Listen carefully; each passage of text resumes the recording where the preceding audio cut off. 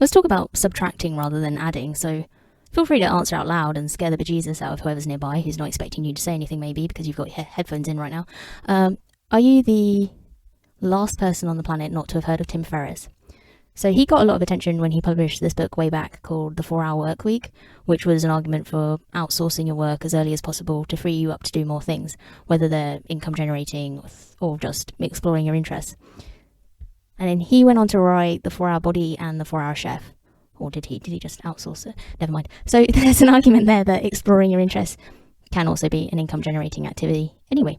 There's also an argument there that anyone can upskill very quickly. So if you're not sure what to do for a side hustle because you think you don't have an existing talent you can leverage, there are very efficient ways to get very good very quickly at something. And Tim is probably the one to speak to about that. Now, one efficiency might actually be doing less rather than more. So Tim's foundation to his brand has really always been about subtracting rather than adding. Maybe he wouldn't agree, but that's the brand message that I get from him. And that's what a brand message really is.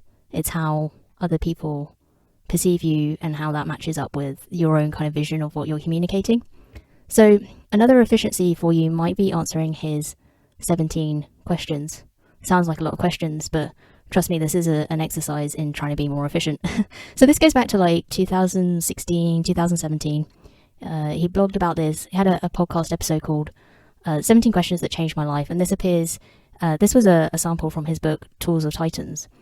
So first things first, if you want to do less rather than more, I guess you'd write a blog post, record the same blog post, and then stick it in a book instead of trying to come up with 3 separate things. But that's not the point. So what really struck me about the 17 questions is that one of them is, what if I could only subtract to solve problems? But I reckon 14 out of the 17 questions are all about subtracting rather than adding. So his first question, for example, was, what if I did the opposite for 48 hours? And his example for that was, he'd been a salesman, cold calling previous, and cold calling is generally something done 9 to 5, right? So he started making his cold calls between 7 and 8:30 in the morning and 6 and 7:30 p.m. because that way he was actually more likely to speak to someone in a position of power than a receptionist. But if you notice something there's a bit of a difference between making an hour and a half of phone calls in the morning and an hour and a half in the evening than spending perhaps the whole 8 hours, 9 till 5, making cold calls and getting nowhere, right? So he was also subtracting rather than adding. His next question is, what do I spend a silly amount of money on? So how can you scratch your own itch? So that could be about subtracting as well. Like maybe you come up with a substitute. His example was making his own fitness supplements. But that could be something where you just end up subtracting something entirely, or you end up subtracting in the process of making something yourself by DIYing it. Another question is, what's my real TMI? So this is, TMI stands for your target monthly income. So he suggests this for people who are kind of overworked, so they feel like, they can never earn enough because it feels like the only option is to work more to earn more, but they're already completely maxed out. And so there's kind of 2 things going on here. One is that the idea is that you work out your target monthly income based on your ideal lifestyle, and you ask whether you could afford to earn less, which at first just sounds like, oh, so you're basically just telling me that actually my ideal lifestyle involves giving up a lot of things that I want to do. But I mean, his example for his ideal lifestyle involved having like an Aston Martin motorcycle, having a personal assistant, being able to, pay his bills, including his home, and go on holiday for a month. And he reckoned that he only needed to make $200 a day for that, just under. I don't know if he did buy the motorcycle through eBay, I think, secondhand. I don't know if he includes the running costs in that. I guess he must do. But there's probably one of those examples where, you can live an ideal lifestyle if you're efficient. So I think there's some definite subtracting going on in there. So it sounds ideal for him, and there's probably some other people who are like, oh yeah, that sounds quite good. Yeah, wouldn't mind doing that. Wouldn't mind having a motorbike, going on holiday for a month. Wouldn't mind having someone give me a hand. But he's actually talking about subtracting rather than adding, because within that there's probably some expenses that he's actually not spending a lot on. And then another question was, what are the worst things that could happen? And And so the purpose of this is like, could you reset if things go wrong?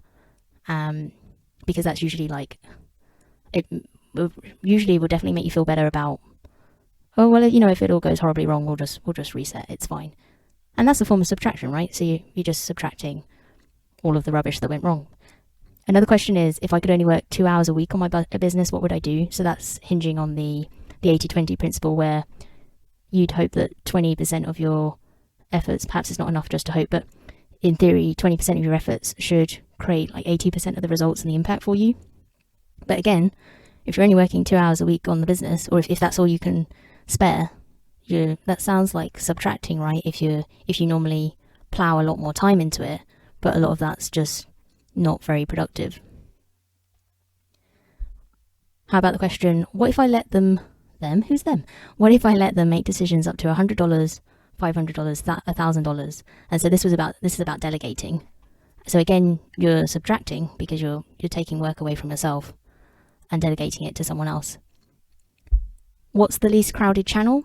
So this was when he had, I think it was the first book that he wanted to promote, and instead of going into a conference and, you know, queuing to speak up to everyone, or trying to meet the bloggers that he wanted to promote his, I don't think, was it for his first book? Maybe it was for one of his other products. But people generally bombard bloggers by like email, or they'll be calling them to try and get them to promote something, and they don't have a clue who these people are that are contacting them, or why they should actually listen.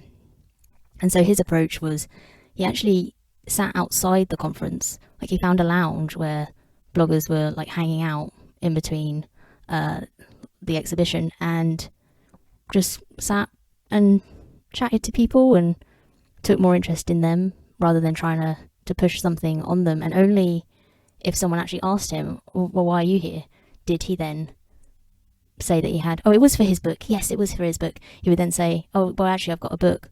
So, you know, I'm here to broaden my knowledge. So going for the least crowded channel, again, that sounds like subtraction to me, because you're removing all of the kind of busy work of like sending out mountains of cold emails to people who have no real like obligation to reply, like, because you're just trying to promote yourself. And so another question on a related note is, what if I couldn't pitch my product directly? But that's to do with the media. So he was saying like the media are interested in stories rather than, you know, this person's launching this, launching that.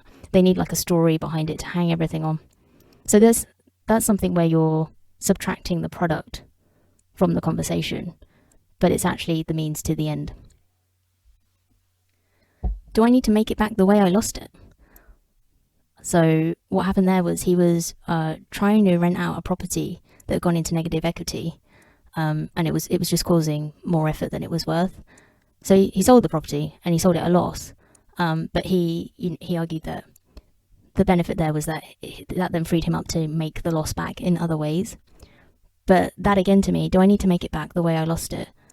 There's some subtraction going on there again. What might I put in place to allow me to go off grid with no phone or email for 4 to 8 weeks?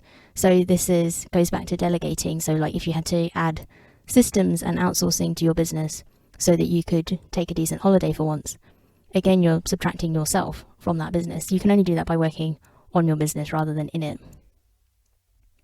Last couple. One is, am I hunting antelope or field mice? I like this one. So what this means is that small wins are really powerful. So what he suggested is, if you're looking at your to-do list, it's asking which one of these, if done, would render all the rest either easier or completely irrelevant. So are you hunting an antelope on that to-do list, or are you just chasing field mice that aren't really gonna, that, you know, they can't have the reverse effect? So again, that to me is subtracting. So you hunt the antelope and all the field mice go away, right? You get to subtract the antelope and the field mice. And could it be that everything is fine and complete as it is? So he says that this question's really important for type A personalities, because they tend to like live in the future. I don't know why I'm saying they. I'm pretty sure I'm a type A personality, and they're always like chasing goals. So that sort of, if you kind of overdo that, it can make you an anxious personality. So just asking like, what, like, could it be that everything's fine and complete as it is? So what can you subtract there that you don't need to chase, if it's just something that's making you anxious unnecessarily? And the last question, keep in mind I didn't include all 17. What would this look like if it was easy? So if you feel, maybe I can just quote him on this one. Yeah, so if I feel stressed, stretched thin, or overwhelmed, it's usually because I'm overcomplicating something or failing to take the simple, easy path because I feel I should be trying harder. What would this look like if it was easy? That's I'm hearing subtraction again. That's a lot of subtraction, right? Let me know if you look this up or if you're familiar with it already, and if you can kind of tell which questions I missed out. Let me know also if you think that those questions are also about subtracting rather than adding. So there you go, that's really 14 tips in one for you. Does any of that make you feel differently? Make you think differently about how you currently spend your time? You don't have to decide right now. Let's carry on.